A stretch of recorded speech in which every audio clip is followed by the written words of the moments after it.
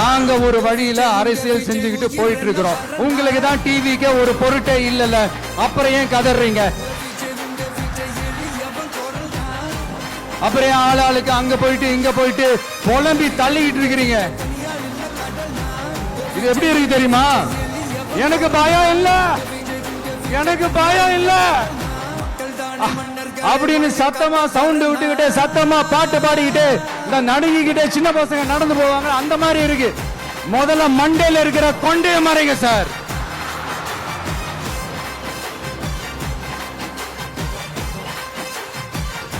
சும்மா மாறு வேஷத்துல மறு வச்சுக்கிட்டு மீடியா ஆளு ரேடியோ ஆளுன்னு இவங்க ஆளுங்களே மாத்தி மாத்தி அனுப்பிக்கிட்டு இதெல்லாம் என்ன மக்களுக்கு தெரியாதுன்னு நினைச்சிட்டு இருக்கீங்களா?